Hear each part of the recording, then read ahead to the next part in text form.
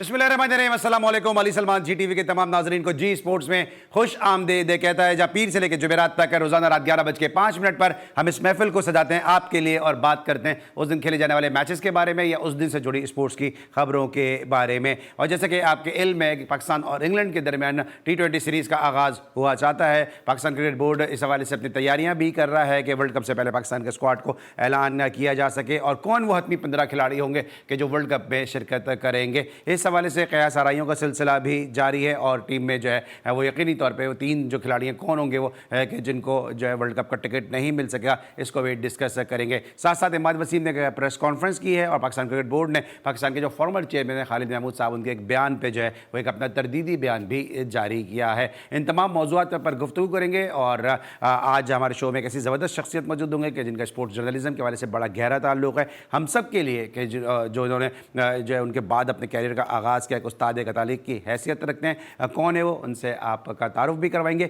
लेकिन सबसे पहले प्राइम का फॉर्मेट आज की top stories.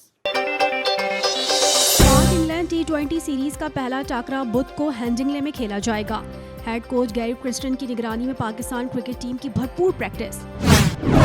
Head coach Gary Kristen के साथ पूरी टीम की अच्छी मीटिंग हुई। इंग्लैंड के खिलाफ हम लोग बिल्कुल मुख्तलिफ अंदाज के साथ खेलेंगे। ऑलराउंडर इमाद वसीम। विराट कोहली ने पाकिस्तान आने के हवाले से अच्छी बात की है, इनसे मुझे ऐसी ही बात की उम्मीद थी। साबिक कप्तान शाहिद आफरीदी। मुझे नहीं पता कि पाक भारत क्रिकेट का स्टेटस क्या है, मैं तो यही कहूँगा कि मुझे क्रिकेट खेलना है क्योंकि मैं क्रिकेटर हूँ। भारतीय कप्तान रोहित शर्मा। इंग्लैंड वुमेन्स ने पाकिस्तान वुमेन्स को आखिरी T20 मैच में शिकस्त देकर क्लीन स्वीप कर लिया। सऊदी अरब के खिलाफ आइंदा माह FIFA world cup qualifier round 2 के होम मैच के लिए कौमी फुटबॉल टीम का तरबियती कैंप इस्लामाबाद में शुरू। मैनचेस्टर सिटी ने मुसलसल 34 मरतबा इंग्लिश प्रीमियर लीग का टाइटल जीत लिया। जी नाज़रीन, आज की टॉप स्टोरीज और टॉप स्टोरीज में आपने देखा कि इमाद वसीम ने गुफ्तगू की है और उन्होंने कहा कि इस दफ़ा हम कुछ डिफरेंट नज़र आएंगे, क्योंकि चेयरमैन साहब ने जिस तरह से मीटिंग्स की हैं, गैरी क्रिस्टन ने जिस तरह से मीटिंग की, तो कुछ डिफरेंट नज़र आएंगे। आज के इस शो में हमारे साथ एक ऐसी ज़बरदस्त स्पोर्ट्स और जर्नलिज्म के वाले से शख्सियत मौजूद हैं कि जो तवील अरसे से इस दश्त की सयाही में है। पाकिस्तान में स्पोर्ट्स जर्नलिज्म के वाले से एक बहुत बड़ा नाम है और बहुत सारे लोग जो है वो उनको फॉलो करते हुए इस स्पोर्ट्स जर्नलिज्म की फील्ड में आएँ। बोल्ड एंड बुलंद गुफ्तगू करते हैं और साथ साथ जो इनके TV शोज़ हैं वो आज भी लोगों को एक तवील अरसे के बाद भी याद हैं और जिस तरह से वो बात करते हैं तो उनकी बात की जो सच्चाई होती है वो यकीनी तौर पे वो असर भी रखती है। बहुत सारी ब्रेकिंग न्यूज़ दी उन्होंने, ना सिर्फ क्रिकेट के हवाले से बल्कि दीगर खेलों के हवाले से भी। मेरे साथ मौजूद हैं senior and season sports journalist और हम सब के लिए एक उस्ताद एक तालीक अब्दुल माजिद भट्टी साहब। शो में खुश आमदीद कहेंगे। अस्सलाम वालेकुम भट्टी साहब। जी वालेकुम अस्सलाम अली सलमान साहब, बहुत शुक्रिया आपका और आपके कॉम्प्लीमेंट्स का। थैंक यू सो मच कि आपने अपनी गुनागू मसरूफियात में से वक्त निकाला हमारे शो के लिए और हम हमेशा से बड़ा ऑनर फील करते हैं जब आप हमारे शो में रौनक अफरोज़ होते हैं। सर, सबसे पहले आगाज़ कर लेते हैं इमाद वसीम की उस गुफ्तगू के हवाले से। उन्होंने कहा कि कुछ इस दफ़ा चेंज नज़र आएगा। ये मीटिंग से जो है वो पाकिस्तान क्रिकेट में चेंजेस कब से आने शुरू हो गए? मैंने शाम में भी ये वीडियो देखी थी इमाद वसीम की। अभी जो क्लिप आपने सुनवाया, अगर गैरी क्रिस्टन के एक लेक्चर या एक मीटिंग से पाकिस्तान की टीम तब्दील हो जाए तो फिर तो मेरे ख्याल में इसका मतलब है कि वर्ल्ड कप हम ही जीत कर आएंगे। देखें, किसी की नीयत पे शक नहीं है, इसमें कोई शक नहीं कि मोहसिन नकवी साहब चाहते हैं कि पाकिस्तान क्रिकेट ऊपर जाए, पाकिस्तान क्रिकेट का जो खोया हुआ मकाम है वो वापस आए। गैरी क्रिस्टन भी यकीनी तौर पर उनका भी जो नाम और मर्तबा है वो चाहेंगे कि उनके दौर में जिस तरह इंडिया की टीम ने 2011 का वर्ल्ड कप जीता, अब पाकिस्तान की टीम T20 वर्ल्ड कप जीते। लेकिन देखें, एज ए पाकिस्तानी अली सलमान, मेरी तो बहुत ज़्यादा ख्वाहिश है कि मेरा मुल्क, मेरी टीम जो है वो वर्ल्ड कप जीते। लेकिन अगर कोचेस से, मैं पहले भी बहुत सारे प्रोग्रामों में ये मिसाल दे चुका हूँ कि अगर कोचेस को ये इख्तियार मिल जाए या कोचेस की वजह से टीवी वर्ल्ड चैंपियन बने तो फिर मेरा ख्याल है सऊदी अरब, UAE, कुवैत, ब्रुनाई, ये जितने अमीर मुल्क हैं सबकी टीमें हर खेल में वर्ल्ड चैंपियन हो। बेसिकली हमारे यहाँ जो खराबी है, विद ऑल ड्यू रिस्पेक्ट, मैं मोहसिन नकवी साहब चूंकि अभी उनको बहुत ज़्यादा टाइम नहीं हुआ, वो कोशिश कर रहे हैं कि पाकिस्तान टीम को खड़ा कर दें। तो मोहसिन नकवी साहब को मुर्दे इल्जाम नहीं ठहराऊंगा, लेकिन हमारा जो क्रिकेटिंग सिस्टम है, जिस सिस्टम के तहत आप देखें हर 6-8 महीने बाद चेयरमैन चेंज हो जाता है, चेयरमैन चेंज हो जाता है तो वो कोचेस को चेंज कर देते हैं, कोच चेंज होता है तो पिछली बार हमने देखा जका अशरफ ने पाकिस्तान टीम के कप्तान को भी चेंज कर दिया। तो मेरे ख्याल में ये तवातर के साथ जो पीसीबी हेडक्वार्टर में कोचिंग स्टाफ में तब्दीलियां हो रही हैं, हमारी क्रिकेट इस वजह से आज मुश्किलात में है। और ये मुश्किल कब शुरू हुई? 2019 में मेरे ख्याल में एहसान मानी और वसीम खान इसके जिम्मेदार हैं, जब एक सरफराज अहमद ने एक अच्छी खासी सेट टीम को नंबर 1 बनाया हुआ था। उन पे इल्जाम क्या था कि वो 2019 का जो 50 ओवर का वर्ल्ड कप था जो इंग्लैंड ने जीता, उसमें पाकिस्तान की टीम टॉप 4 में नहीं आ सकी। उस वजह से सरफराज अहमद को कप्तानी से हटाया और उसके बाद आप देखें पाकिस्तान की टीम मुसलसल डिक्लाइन पर है।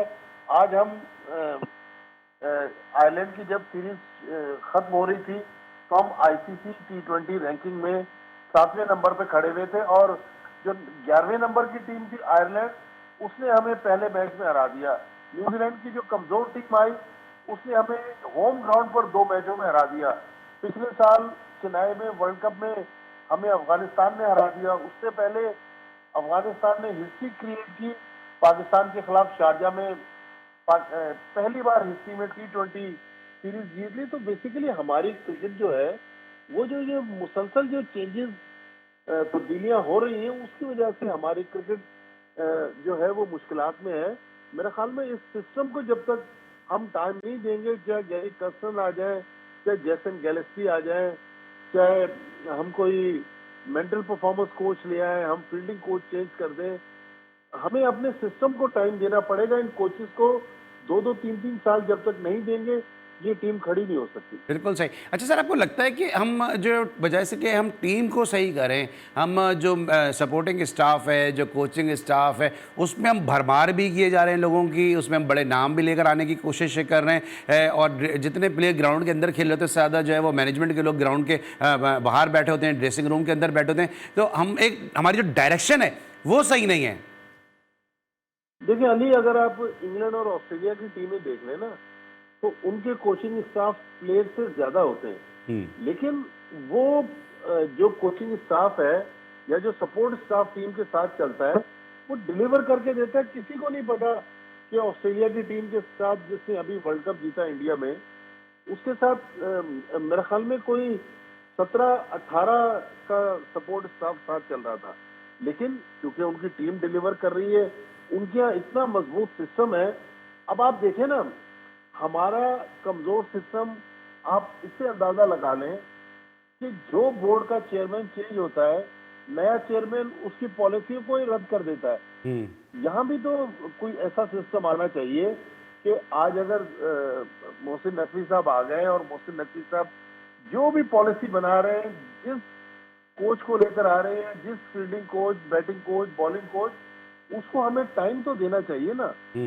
अगर 2-2, 3-3 साल नहीं देंगे तो अलादीन का चिराग तो नहीं है। लेकिन आपकी बात में भी वजन है कि इतने बड़े कोचिंग स्टाफ के साथ जब हमारी टीम आयरलैंड से हार जाए, हमारी टीम अफगानिस्तान से हार जाए, हमारी टीम न्यूजीलैंड के 12 मेन प्लेयर्स के बगैर अपने ग्राउंड पर हार जाए, तो इसका मतलब है हमारे सिस्टम में कहीं ना कहीं तो खराबी है।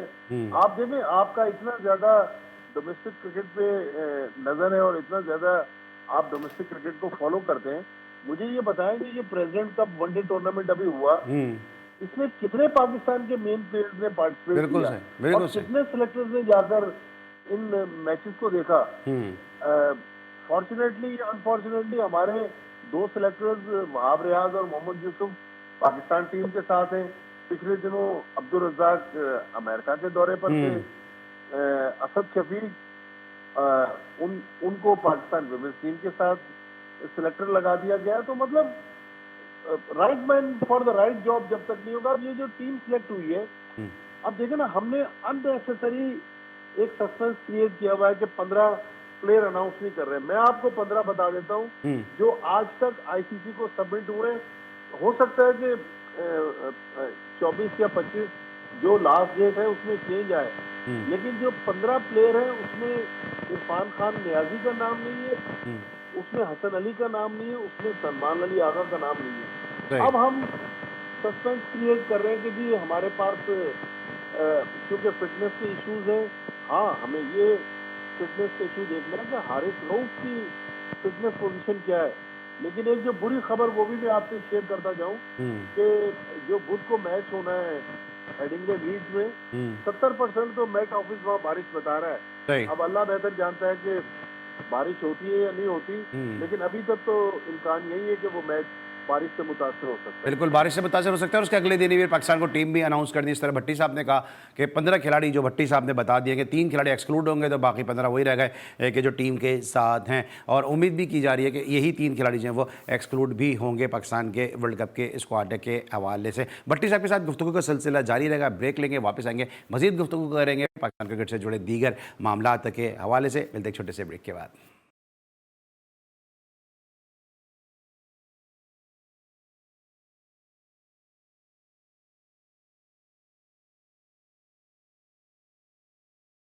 Welcome back after the break. और ब्रेक पर जाने से पहले हमारे साथ मौजूद थे senior and season sports journalist Abdul Majid Bhatti sahab, और हम बात करते हैं पाकिस्तान टीम के हवाले से कि जो वर्ल्ड कप में पाकिस्तान का स्क्वाड है शिरकत करेगा। सर, आपने जो टीम बताई है कि जो पाकिस्तान ने नाम ऑलमोस्ट दे दिए आईसीसी को, उसमें आपने 3 नाम बताए कि वो 3 नाम जो है वो एक्सक्लूड होंगे। तो ये जो 3 नाम आपने बताए, मुझे मैं चाह रहा हूँ कि जरा से आप दोबारा बता दें हमारे व्यूवर्स की जानकारी के लिए। देखिए अली, इरफान खान नियाजी, सलमान अली आगा और हसन अली, और इस चीज की पॉसिबिलिटी है कि ये तीनों एज ए ट्रेवल रिजर्व जो हैं वो टीम के साथ ट्रेवल करेंगे। आईसीसी का जो एक कानून है कि हर टीम में 25 मेंबर का खर्चा जो है वो आईसीसी बर्दाश्त करेगा। उसमें 15 प्लेयर और 10 ऑफिशियल। अगर आप 35 लेके जाएंगे तो बाकी 10 का खर्चा आपको पे करना पड़ेगा। इसी तरह अगर पाकिस्तान सपोर्ट स्टाफ में 10 से ज्यादा लोग लेके जाता है और 2-3 ट्रेवल रिजर्व लेके जाता है तो उसका खर्चा पीसीबी को उठाना पड़ेगा। तो मुझे तो अभी तक जो पता चला है यही पता चला है, लेकिन अब हारिस रऊफ को ये लोग चेक करना चाहते हैं मैच के अंदर। लेकिन मसला है कि एक बंदा अनफिट है, नेट्स पे मुसलसल बॉलिंग कर रहा है, क्या 4 ओवर की परफॉर्मेंस पर आप उसको पाकिस्तान टीम में कमबैक करवा सकते हैं? अगर वो वैसे ही फिट है तो फिर मैच का इंतजार क्यों कर रहे, फिर टीम अनाउंस कर दें। सही, बिल्कुल सही। अच्छा, अभी आप बात करते हैं मैनेजमेंट के स्टाफ के हवाले से, बात करते हैं कि ऑस्ट्रेलिया की इतनी बड़ी जो है वो सपोर्टिंग स्टाफ होता है, लेकिन वो डिलीवर भी कर रहे हैं। लेकिन आपको लगता है कि वहाँ का जो बड़ा एक स्टाफ होता है और पाकिस्तान में जो एक फ़ौज लेके जाते हैं उसमें बड़ा फ़र्क है? क्योंकि कोई ज़रूरत नहीं है कि वहाब रियाज को एज ए सीनियर मैनेजर ले जाएं। जब आपके साथ मंसूर राना की सूरत में एक मैनेजर मौजूद है, तो बहुत सारे ओहदे ऐसे क्रिएट किए जा रहे हैं जो वाज़े तौर पर ऐसा लगता है कि वो सिर्फ ऑब्लाइज करने के लिए जो वो टीम के साथ एसोसिएट किए जाते हैं। बिल्कुल, देखें ये तो पाकिस्तान क्रिकेट का अलमिया है। हर दौर में कुछ ऐसे नाम टीम के साथ जुड़ जाते हैं या पीसीबी के साथ जुड़ जाते हैं जिनकी जरूरत नहीं होती। अब वहाब रियाज वैसे भी इतने अरबपति आदमी है कि उनके लिए अमेरिका जाना या इंग्लैंड जाना या वेस्ट इंडीज जाना कोई मायने नहीं रखता। वो खुद इतने बड़े प्लेयर भी रह चुके हैं, एज ए प्लेयर भी उन्होंने दुनिया घूमी हुई है। तो मेरे ख्याल में वहाब रियाज को खुद ही कह देना चाहिए था। और जब वहाब रियाज का तकर्रुर हुआ था, मुझे आज भी याद है जो प्रेस कॉन्फ्रेंस हुई थी लाहौर में, वहाब रियाज ने कहा था, ये न्यूजीलैंड की सीरीज से पहले की बात है, जो न्यूजीलैंड की टीम अनाउंस हो रही थी, वहाब रियाज ने कहा था मुझे रोटेशन पॉलिसी और पीसीबी की जो प्लानिंग है उसको इम्प्लीमेंट करने के लिए पाकिस्तान टीम के साथ लगाया गया है। अब पिछले दिनों बाबर आजम ने कहा कि रोटेशन का मामला खत्म हो गया, अब हमने जितने तजर्बे करना थे कर लिए। तो मेरा ख्याल में फिर तो वहाब रियाज की जरूरत नहीं है। हाँ, अगर आप अनाउंस करना चाहते हैं तो बजाय सीनियर मैनेजर बनाने के वहाब रियाज को पाकिस्तान टीम का फास्ट बॉलिंग कोच लगा दे, उस पर किसी को एतराज नहीं होगा। लेकिन इस तरह के नए ओहदे तख्लीक करके लोगों को टीम के साथ लगा देना, मेरा ख्याल इसी लिए फिर पाकिस्तान क्रिकेट पे लोग सवाल भी उठाते हैं और मजाक भी उड़ाते हैं। तो ये गैर जरूरी चीजें हैं, होनी नहीं चाहिए। और मोहम्मद यूसुफ देखे ना, मोहम्मद यूसुफ सिलेक्टर भी हैं, मोहम्मद यूसुफ अंडर 19 टीम के हेड कोच भी हैं। देखिए, मोहम्मद यूसुफ मेरा बहुत अच्छा दोस्त है, मुझे कोई मोहम्मद यूसुफ से नाराजगी नहीं है, लेकिन सवाल ये है कि मोहम्मद यूसुफ ने अगर अंडर 19 टीम की जब कोचिंग की, क्या एक भी ऐसा प्लेयर नहीं था जो वो सिलेक्टर से कहते कि इसको पाकिस्तान टीम में ट्राई करो। माजी में आप देखें, पाकिस्तान की पूरी पूरी अंडर 19 टीमें जो हैं वो बाद में पाकिस्तान टीम में कन्वर्ट हो गई। 79 में जो एक टीम गई थी जावेद कुरैशी जिसके कप्तान थे, उस टीम में जावेद कुरैशी और दारा बशीर के अलावा बाकी पूरी पाकिस्तान अंडर 19 टीम जो श्रीलंका और इंडिया गई थी, उसने फिर पाकिस्तान के लिए टेस्ट मैचेस खेले। 88 में आप देखें, जहूर इलाही अंडर 19 वर्ल्ड कप में जो टीम को ऑस्ट्रेलिया लेकर गए थे और पाकिस्तान फाइनल हार गया था, उस टीम के भी एक दो के अलावा सारे लड़कों ने पाकिस्तान के लिए बाद में टेस्ट और वनडे क्रिकेट खेली। आज Mohammad Yusuf as a head coach जब वो सिलेक्टर बने, कोई एक नाम नहीं ऐसा बता सकते सिलेक्टर्स को कि इस लड़के को अब ये तैयार हो गया है या तैयार करने के लिए इसको पाकिस्तान टीम में मौका दिया जाए। तो इसका मतलब है कि हमारे सिस्टम में तो बहुत बड़ी खराबी है। जो लोग कहते थे कि हम ऑस्ट्रेलियन सिस्टम ला रहे हैं और अगले 4 साल में पाकिस्तान में शहद की नदियां बहेंगी, तो वो कहाँ है प्लेयर्स जो ऑस्ट्रेलियन सिस्टम के तहत आने थे? वो तो सिस्टम भी अब चेंज हो गया। अब डिपार्टमेंटल क्रिकेट भी अली बहुत बड़ा मजाक है। अगेन आपका पसंदीदा टॉपिक कि ग्रेड 2 में जिस तरह टीमें बन रही हैं, उसकी कहानियां तो अब जुबान ज़दे आम है। ये बहुत अफसोसनाक चीज है। इस तरह की डिपार्टमेंटल क्रिकेट तो हमें नहीं चाहिए। उससे तो फिर जो पीसीबी का एहसान मानी वाला निजाम था, उनके दौर में जो आया था, मेरे ख्याल में वो बेहतर निजाम था। इस निजाम से तो हम अपनी क्रिकेट को इम्प्रूव नहीं कर सकते। एक ब्यूरोक्रेट को जो डिप्टी कमिश्नर जंग थे, उनको हमने डायरेक्टर डोमेस्टिक क्रिकेट लगा लिया, और एक दो मुझे पाकिस्तान के जो बड़े क्रिकेटर्स हैं उन्होंने शिकायत की कि उनके साथ खुरम नियाजी साहब ने जो रवैया रवा रखा था। मेरा ख्याल ये अफसोसनाक चीज है, इस तरह नहीं होना चाहिए। आज हम जिस क्रिकेट का जिक्र कर रहे हैं या जो क्रिकेट पाकिस्तान क्रिकेट बोर्ड में बहुत ज्यादा पैसा ला रही है, वो क्रिकेटर्स की वजह से। अगर हम क्रिकेटर्स को बेतौकीर करेंगे तो मेरे ख्याल में ये पाकिस्तान क्रिकेट के लिए अच्छा नहीं है। ठीक है, लेकिन सर आपको लगता है आपने अभी इतना तवील अरसा गुजार दिया, अब हमें काफ़ी अरसा हो गया है क्रिकेट को कवर करते हुए, ये जो फेज चल रहे हैं पाकिस्तान क्रिकेट बोर्ड में, जो इस तरह के हालात चल रहे हैं, तो मुझे तो ऐसा लगता है कि दानिस्ता तौर पर पाकिस्तान क्रिकेट को हर सूरत से डैमेज करने की कोशिश की जा रही है। अंडर 19 क्रिकेट की अभी आपने बात की है, अंडर 19 में रमीज़ राजा की जो अंडर 19 टीम थी जिसमें लैरी पॉटर के अगेंस्ट उन्होंने सीरीज़ खेली, उसमें सिवाय हारिस खान के और एक दो प्लेयर के सब पाकिस्तान के लिए खेले। उसके बाद फिर जो बासित अली की टीम थी, जो रामदास की जो इंडियन अंडर 19 टीम आई थी, बासित अली की अंडर 19 टीम से बहुत सारे प्लेयर पाकिस्तान के लिए खेले, इसमें वकार मुश्ताक अहमद जैसे प्लेयर हैं, आगा जावेद जैसे प्लेयर नहीं खेल सके। उसके अलावा भी आपने खुद कहा कि जो फॉर्मर क्रिकेटर हैं उनकी बेतौकीरी की जा रही है। डिपार्टमेंट क्रिकेट जानबूझ के उसका इतना ज़्यादा उसको डिक्लाइन किया जा रहा है कि आप कॉलेज की क्रिकेट तो लाइव दिखा रहे हैं, लेकिन डिपार्टमेंट क्रिकेट के सिर्फ आप सेमीफाइनल और फाइनल ही दिखा रहे हैं। उसमें सबने स्टैंडर्ड देख लिया कि कहाँ एक तरफ SNGPL की एक मजबूत टीम पहुंची है, दूसरी तरफ जो है वो हायर एजुकेशन के बच्चे पहुंचे हैं। तो हम जानबूझ के और दानिस्ता तौर पर अपने क्रिकेट को हर कोने से हर सम से जो है वो डैमेज कर रहे हैं।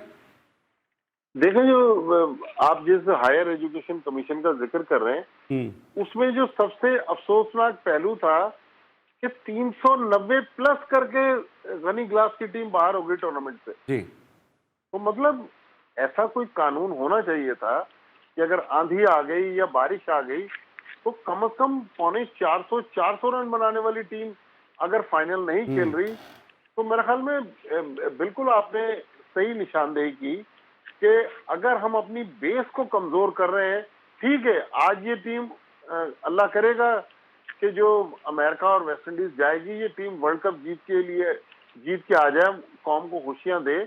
लेकिन जब हम अपनी बेस को कमजोर करेंगे तो बाबर आजम, शादाब खान, हारिस रऊफ या शाहीन शाह अफरीदी या दूसरे पाकिस्तान के प्लेयर्स, इन्होंने पूरी जिंदगी तो नहीं खेलना ना, इनको जो रिप्लेस कौन करेगा? इसका मतलब है कि हम अपनी जो बेस है, बुनियादों को कमजोर कर रहे हैं। मेरे ख्याल में जब तक हम अपनी डिपार्टमेंटल क्रिकेट हो या रीजनल क्रिकेट हो, जब तक हम अपनी डोमेस्टिक क्रिकेट को रिस्पेक्ट नहीं देंगे, उस वक्त तक हम आगे नहीं जा सकते। आप देखें ना, आज पाकिस्तान की टीम जो वर्ल्ड कप के लिए जाने वाली है और इंग्लैंड के लिए सिलेक्ट हुई है, उस्मान खान ने डोमेस्टिक क्रिकेट नहीं खेली, मोहम्मद आमिर ने डोमेस्टिक क्रिकेट नहीं खेली, इमाद वसीम ने डोमेस्टिक क्रिकेट नहीं खेली।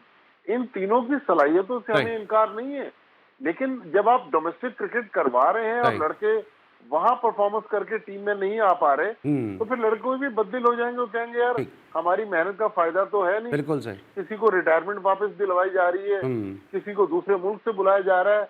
अगर ये क्राइटेरिया रखेंगे तो फिर हमारी क्रिकेट का मेरे ख्याल में फ्यूचर मुझे तो ब्राइट नजर नहीं। बिल्कुल सही। और जिस तरह अभी माजिद भट्टी साहब भी कह रहे हैं, कहीं तो इनको भी बड़ा अफसोस होता होगा कि इतने अरसे क्रिकेट कवर करने के बाद इन दिनों के हाल पाकिस्तान क्रिकेट में, और हमें भी बड़ा अफसोस होता है कि डोमेस्टिक क्रिकेट के हवाले से पाकिस्तान क्रिकेट बोर्ड बिल्कुल भी संजीदा नहीं है। ब्रेक लेंगे और जब ब्रेक के बाद वापस आएंगे तो माजिद भट्टी साहब से बात करेंगे पाक भारत सीरीज़ के हवाले से, रोहित शर्मा और विराट कोहली के स्टेटमेंट के बारे में, और साथ साथ फिर पाकिस्तान क्रिकेट को भी डिस्कस करेंगे। मिलते हैं छोटे से ब्रेक के बाद।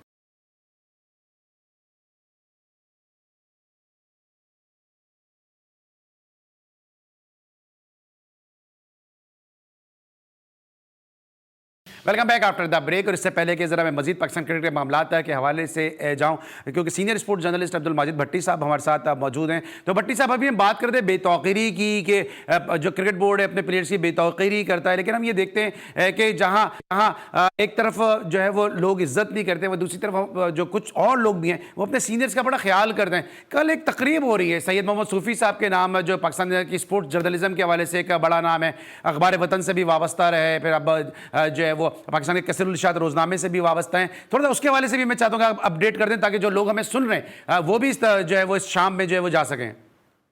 देखिए, ये कराची प्रेस क्लब में, कराची प्रेस क्लब की तरफ से ये तकरीब हो रही है, और सूफी साहब जो है मेरे ख्याल में कराची प्रेस क्लब के इस वक्त जितने मेंबरान हैं जो हयात हैं सबसे सीनियर हैं, जिन्होंने 77 में जब ज़ियाउल हक का मार्शल लगा तो पहली गिरफ्तारी प्रेस क्लब के गेट पे जिस साफी ने दी वो सूफी साहब थे। और सूफी साहब जब अखबार वतन के एडिटर थे, मुझे याद है उस वक्त 1-1 लाख सर्कुलेशन होती थी अखबार वतन की, और बहुत साफ सुथरे और मेरे ख्याल में इतने अच्छे और काबिल इंसान बहुत कम है। मेरे ख्याल में अब ये चंद लोग ही रह गए जो हमारी जर्नलिज्म की लेगेसी है कि इतने काबिल और साफ सुथरे लोग हैं। तो मेरे ख्याल में लोग आए और उनको खराज तहसीन पेश करें, क्योंकि उनकी जरा सेहत भी अच्छी नहीं है।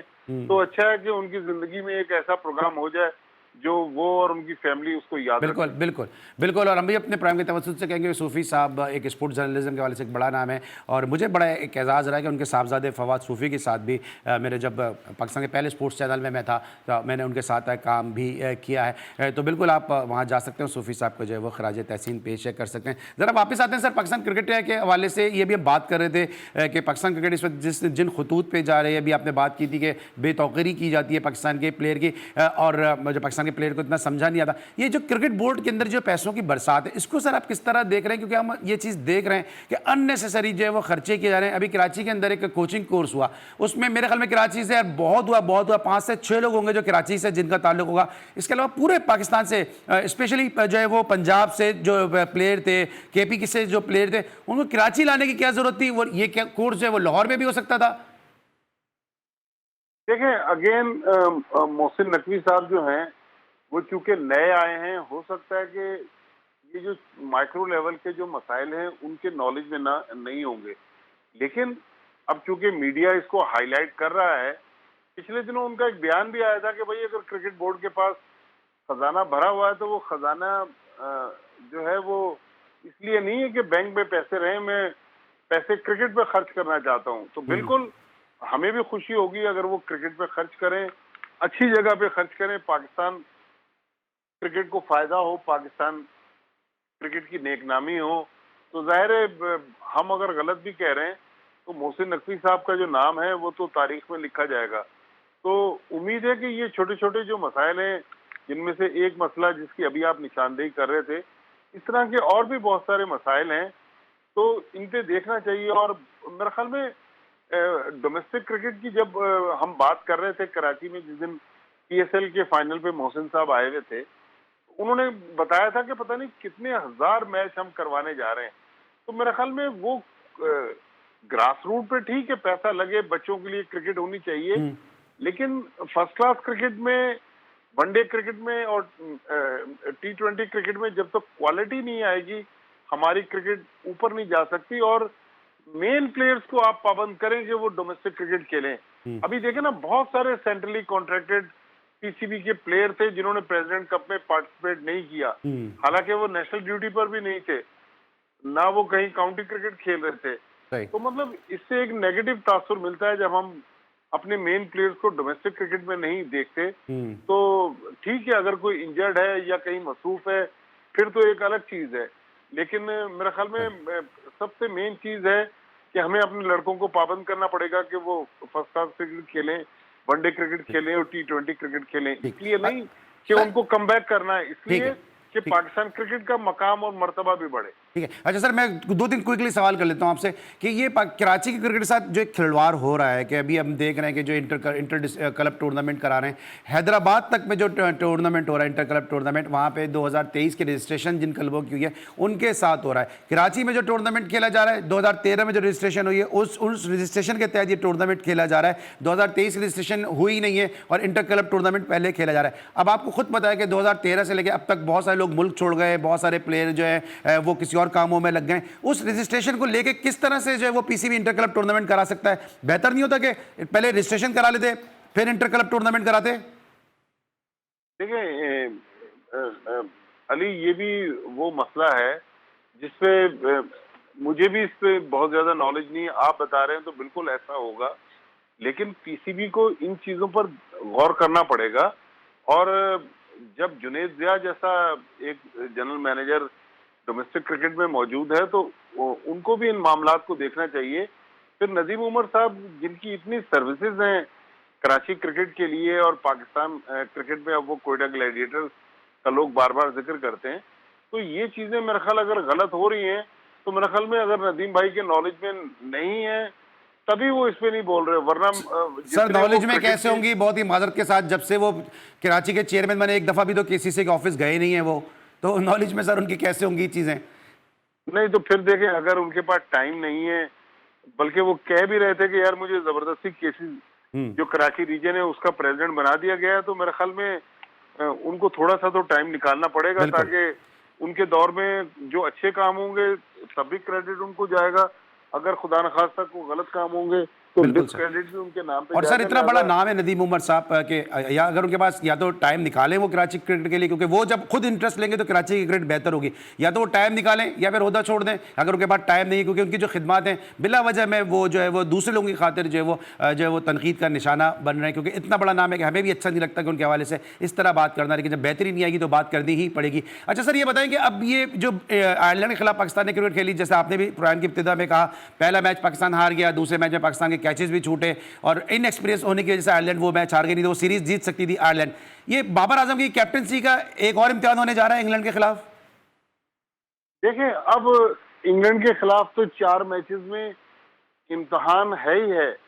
असल इम्तिहान तो उनका वर्ल्ड कप में होना है कि बहुत सारे बड़े प्लेयर्स, जिसमें माइकल वॉन भी शामिल हैं, जिसमें ब्रायन लारा भी शामिल हैं, वो तो पाकिस्तान को टॉप 4 की टीम करार नहीं दे रहे। बल्कि 2-3 दिन पहले जब ये बात खालिद महमूद साहब ने कही है कि इंटरव्यू में, तो पीसीबी ने एक लंबी चौड़ी उस पर वजाहत कर दी। तो मेरे ख्याल में इस तरह के मामला से अगर पीसीबी इज्तनाब करे तो बेहतर है, क्योंकि रमीज राजा भी तो फॉर्मर चेयरमैन हैं, वो अपना यूट्यूब चैनल चला रहे हैं, वो क्रिटिसाइज भी करते हैं, तारीफ भी करते हैं। तो मेरे ख्याल में जिनका काम जो है, अब मैं और आप बैठे हुए हैं तो हम बैठकर क्रिकेट डिस्कस कर रहे हैं, हमारा कोई एजेंडा नहीं है। हमारा एजेंडा तो ये है कि पाकिस्तान क्रिकेट ऊपर जाए।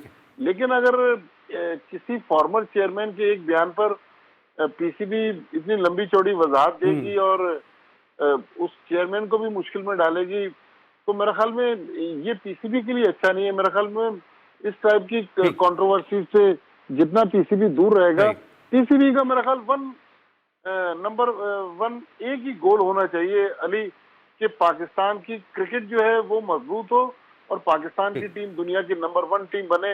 ये बाकी इधर उधर लोगों से उलझने की कोशिश करेंगे, फोकस हटेगा, टीम की परफॉर्मेंस खराब होगी, लोग और जाके किसी और चैनल पर क्रिटिसाइज करेंगे। सही। लिहाजा इन चीजों से जितना इज्तनाब करेंगे उतना बिल्कुल सही। पाकिस्तान क्रिकेट के लिए बेहतर है। ठीक है, thank you so much sir for your valuable time. और हमेशा की तरह तशनगी रहती है, जब भी भट्टी साहब से बात होती है तशनगी रहती है। इतना इनका वास्ट एक्सपीरियंस है, इतने पास इनके पास ख़जाना है गुफ्तगू का कि हमेशा जो है वो कम वक्त की कमी का जो एहसास है वो गालिब रहता है। Sir once again thank you so much for being with us. और जाने से पहले आपको बता देंगे अपने दोस्तों को भूलते नहीं। आज पाकिस्तान के जो इंटरनेशनल प्लेयर हैं नौमानुल्लाह और पाकिस्तान के जो टेस्ट क्रिकेटर हैं जिन्होंने बैट कैरी करने का भी एजाज़ हासिल किया इमरान फरहत, आज इन दोनों की सालगिरह है। जी स्पोर्ट्स की जानिब से, GTV की जानिब से इमरान फरहत और नौमानुल्लाह दोनों को सालगिरह की बहुत बहुत मुबारक हो। आज के लिए बस इतना ही, इंशाल्लाह कल फिर मुलाकात होगी। इस वक्त के लिए अली सलमान को पूरी प्रोडक्शन टीम के साथ इजाज़त दीजिए। अपना बहुत ख्याल रखिए। अल्लाह हाफ़िज़।